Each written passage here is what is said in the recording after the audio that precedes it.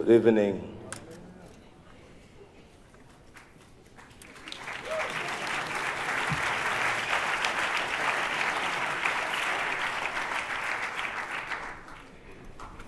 Act 1.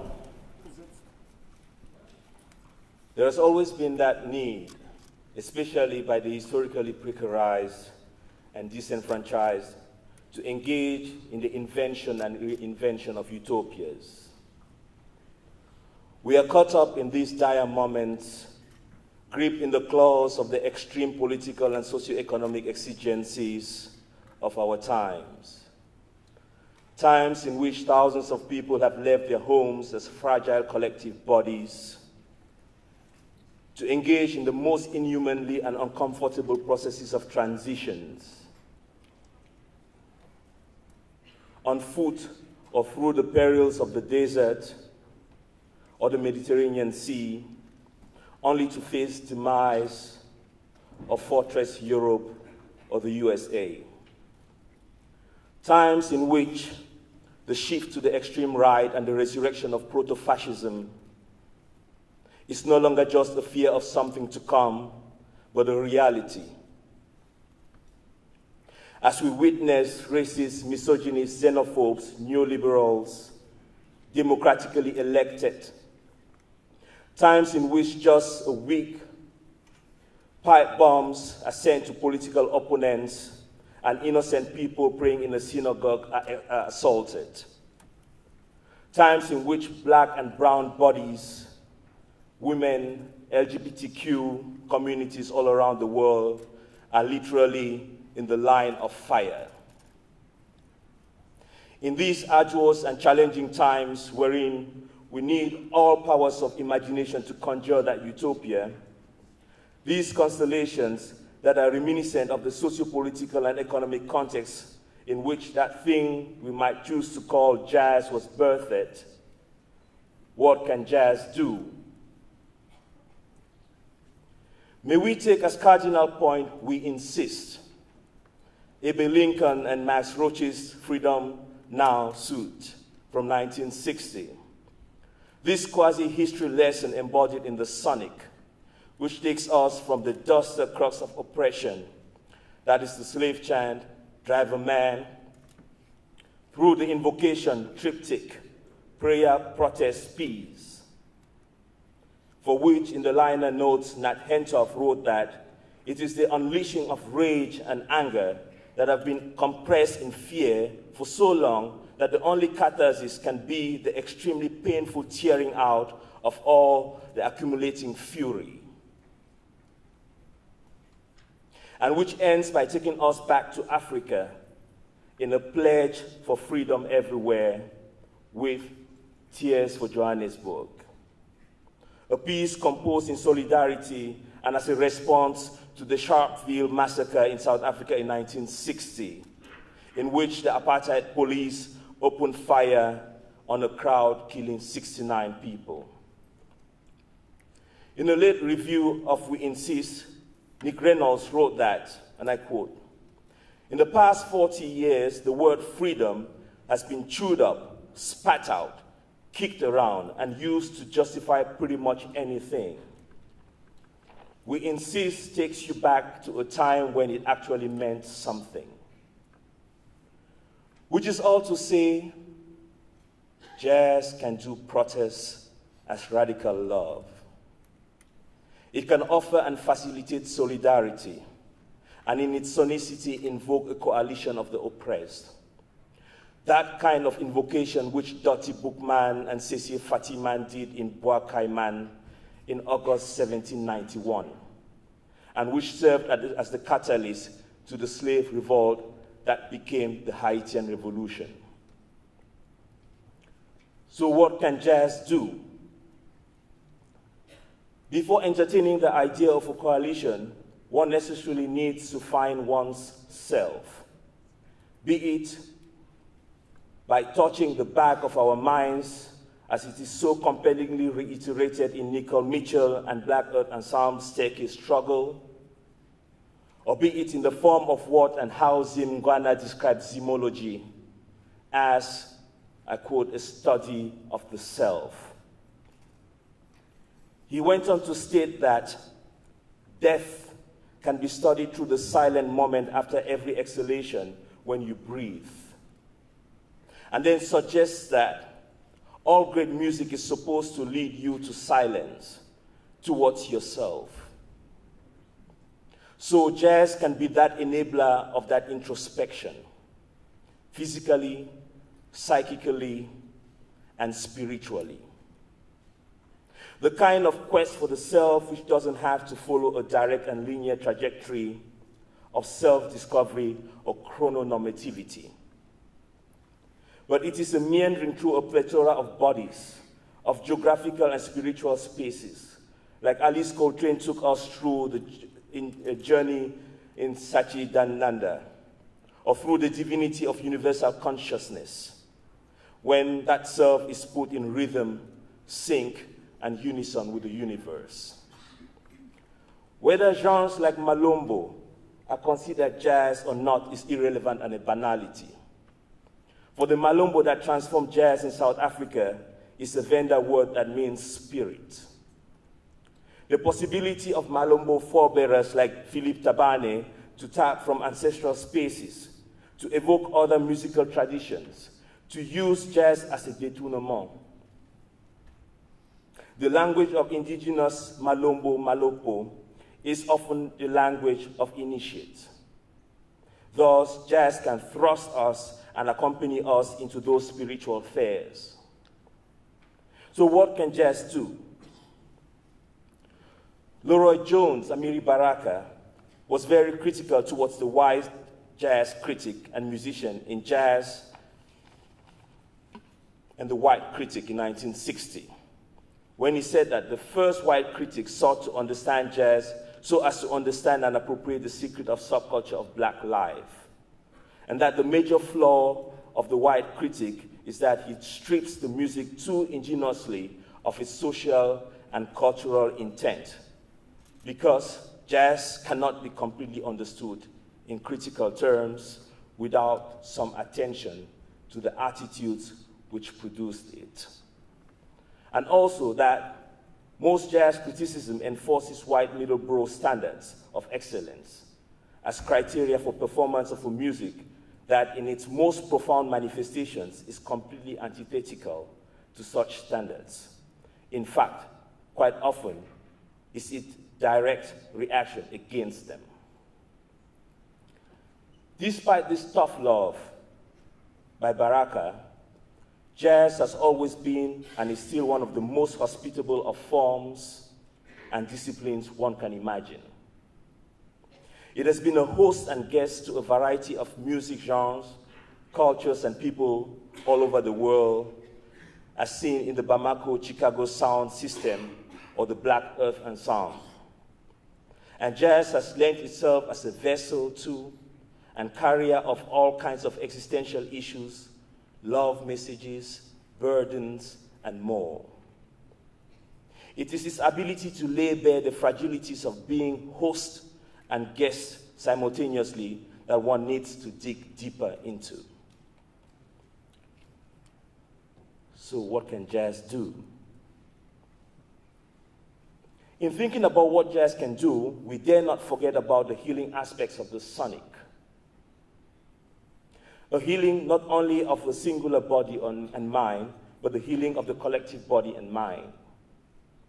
In 2014, Ria Atarian published an article on jazz and healing, especially in relation to trumpeter Louis Smith.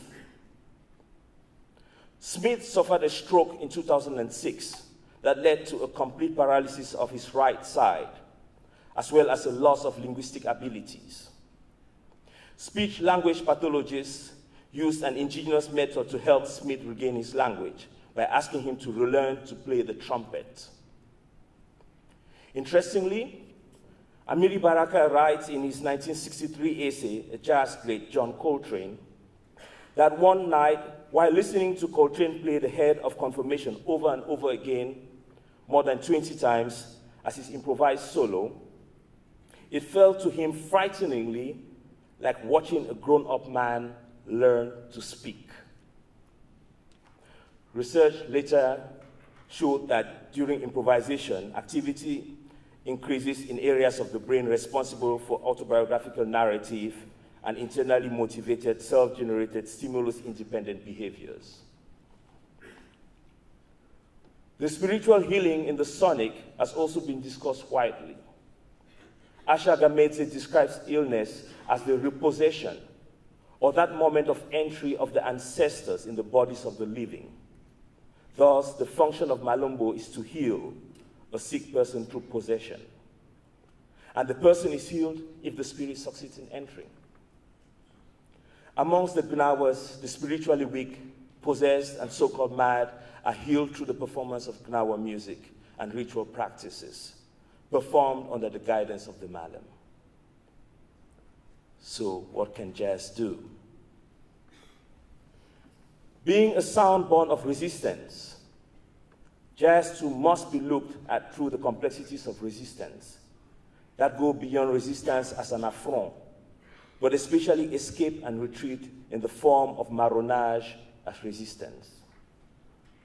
Jazz as marronage itself and as enabler of marronage. In the binary of fight or flight, it is often fight that is considered the active form of resistance. But in the history of slavery in the Caribbean and Latin American slave enterprises, but also along the Indian Ocean, marronage served as a possibility for slaves to escape from plantations and create maroon communities in the peripheries of the slave enterprise.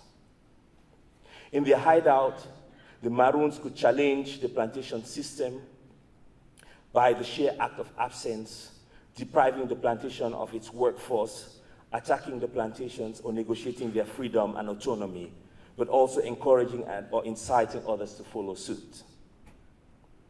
But what is also fascinating about the act and space of marronage is the ability to retreat from light and enlightenment, which is tantamount to the plantation, into darkness. Darkness not as the opposite of light, but as that space to which we, the Maroons, and other initiated have access, but not all. Darkness as that space in which we who have been condemned to invisibility have sought comfort in. Darkness as that space in which you can't see us because you are in light, enlightened, but we can see you. Because our eyes have accommodated to that darkness and we can feel each other. So in these dire political moments, jazz can offer us that retreat, that darkness, that space of marronage, that escape from those spaces of hyper-illumination. This. Jazz can offer us sonic and physical spaces of recalibration and re-strategizing, spaces for the initiated in which we can afford to be safe, to deal with existential issues, do poetry, live life, or just try to be human. Nicole Mitchell put it more sophisticatedly in Starcase Struggle when she says, and I quote, "We instinctively learn that dark matters. That's where the mind is free. Birds sing interlocking songs of imagination, an image nation of endless possibility. There is a place of innovation, of improvisation, of impossible. That's where our survival is. Many have dipped to drink its power. Darkness is the beauty and will always be. New worlds and words can change this illusionary one." Enter, end of quote. So what can jazz do? Jazz is not afraid to be or offer spaces of uncertainty. It is not afraid to be vulnerable. Toxic masculinity has falsely informed us that vulnerability is a weakness and patriarchy a strength. In my conversations on vulnerability with my colleague and friend Natasha Jinwala, I am always reminded that vulnerability can be a position of strength rather than weakness. It can be a position of resistance rather than of passivity. So jazz can offer those spaces wherein people and society could show their wounds, and the history of jazz shows this. The process of turning to each other and acknowledging that we all have some kind of wound is crucial. For it is only by acknowledging that vulnerability that we can really see each other, converse with each other, and heal each other. Art can be that space or possibility of presenting the wounds of our times, and then a possibility of individual and collective healing, of catharsis.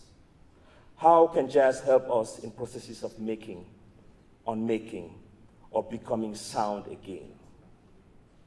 Cognitively, emotionally, corporeally, societally, humanly. Act 2.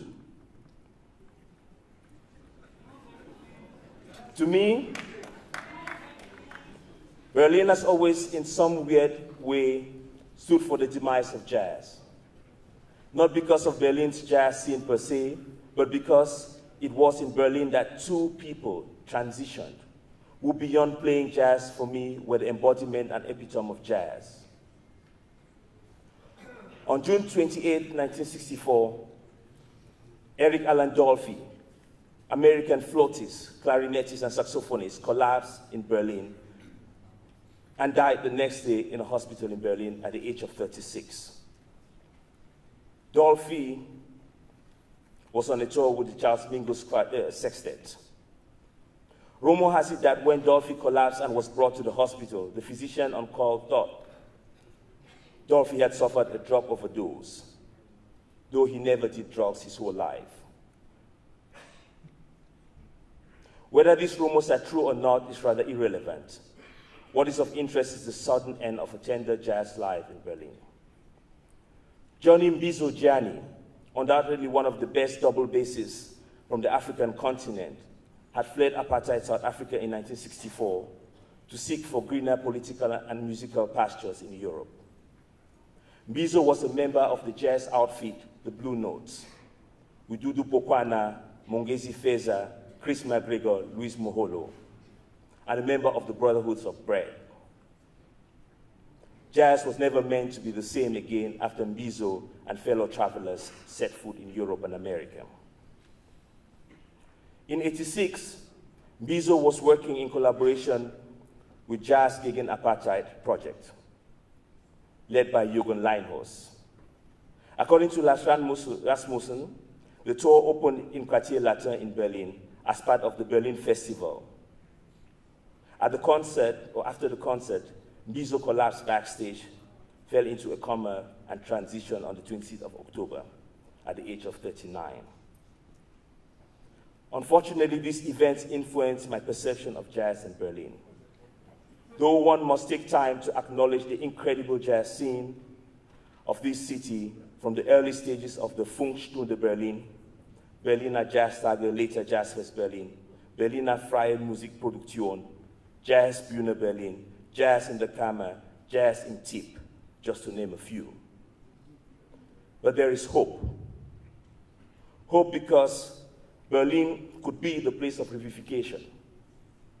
Hope because with the appointment of a young curator of the Jazzfest Berlin, Nadine Deventer, a woman who comes from the grassroots of jazz in the Rouen and Brussels, while also involved in the European Jazz Network, a curator, though individualized here, indeed, is an ambassador of a generation of people who embrace a different understanding of jazz, while circumventing the hyperfamiliar. A curator whose first season sees the Art Ensemble of Chicago, Roscoe Mitchell, More Mother, and many others. There is hope. But there is especially hope and joy because we will begin this festival with the wonderful Nicole Mitchell, performing with her Black Earth Ensemble, Mandolay Awakening, Emerging Worlds, which was commissioned in 2015 by the Chicago Museum of Contemporary Art on the occasion of the 50th anniversary of the Association of the Advancement of Creative Musicians. It gives me great joy and honor to introduce to you the celebrated composer and flutist, Nicole Mitchell, who, amongst many other accolades, was president of the AACM in Chicago between 2009 and 2011, before taking up a professorship in California.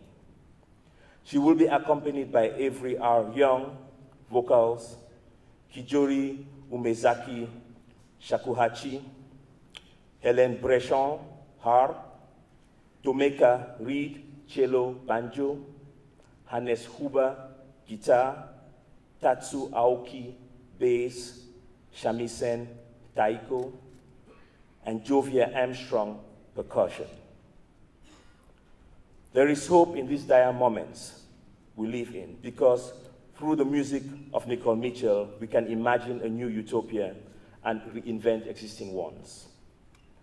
As Nicole Mitchell has so aptly put it in her sign-off of her emails, and I quote, "Welcome to the beginning of a new era, the time for justice, clarity, cooperation, awakening."